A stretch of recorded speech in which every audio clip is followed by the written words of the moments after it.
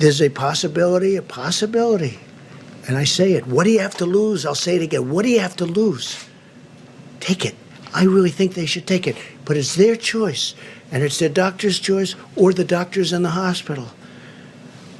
But hydroxychloroquine, try it if you'd like. If this drug works, it will be not a game changer, because that's not a nice enough term. It will be wonderful. It'll be so beautiful. It'll be a gift from heaven if it works.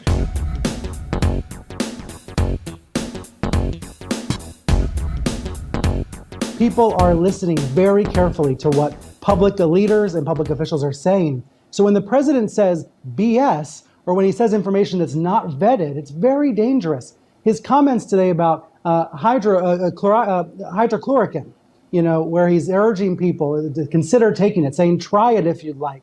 This is so disturbing to hear him doing this. And my wife takes a version of that drug called Plaquenil for her rheumatoid arthritis. And there are so many Americans like her who are having to worry about not having access to the drug they need for their lives because the president's out there touting an unproven idea of a possible cure. Let's see if this drug is useful with COVID-19. We don't yet know. That's what Dr. Fauci and others say. But the president continues to provide this unvetted and unconfirmed information to the public. The other way to do that, obviously, as you know, Chris, is to sort of monitor yourself at home. Right. And I know you were trying to do the 72 hours and see if you had a fever that came back, and I was keep my fingers crossed. We talked over the weekend. How did it go? Were you able to go 72 hours? No. I got close. I got to 60. And I have to be honest, I got a little cocky. I started thinking about, oh, great, I can't wait. I want to get retested, and then I'm going to do this, and then I'm going to do that, and then I'm going to do this. It's not the way COVID works. The more I learn anecdotally and from the clinicians who are treating it, it comes in waves, and you can have, I went off Tylenol, and my fever was bouncing around, but was in the range of normal for 60 hours. And then the fever came back, and I got 101 for about 2 hours or so, and it went back down, and now I'm doing okay. I'm sweating, it's kind of par for the course. My breathing, much better. So I'm still super lucky. Super blessed compared to so many of the other people I've heard about. But I got to start again. And I mean, that's just how it goes. My body's not ready till it's ready.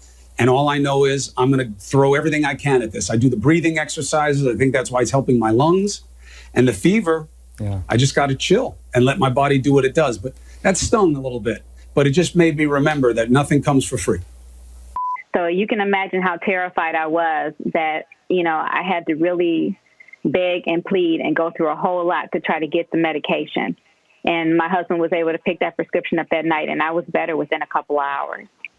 De mon point de vue, il y a une espèce d'excitation. Il faut trouver des médicaments nouveaux, il faut trouver des vaccins. Et donc, vous leur dites, écoutez, vous voulez pas, juste la chloroquine, c'est pas compliqué, c'est pas cher, vous voulez pas prendre ça.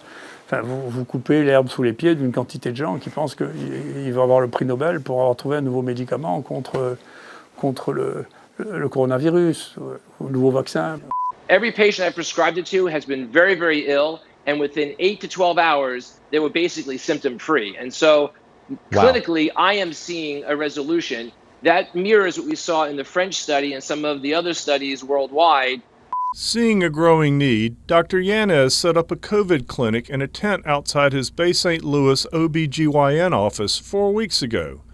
There, he is evaluating, testing, and treating patients with hydroxychloroquine in conjunction with the antibiotic Zithromax. He says the results have been spectacular. I've seen a turnaround in their symptoms, sometimes as soon as 4 or 5 days, and for double pneumonias, I've seen it turn around in 5 to 7 days. Well, I would say all the patients have done well. On Sunday, these patients finished their 5 days of treatment, and Dr. Armstrong said no one experienced any side effects. But this 65-year-old anti-malarial drug has suddenly become controversial. President Trump said it was promising for COVID-19 patients. Armstrong admits he supports the president, but Democrats correctly caution that this drug remains unproven for the coronavirus. Well, let's say that the president didn't bring this drug up, would we be having this conversation now, I wonder?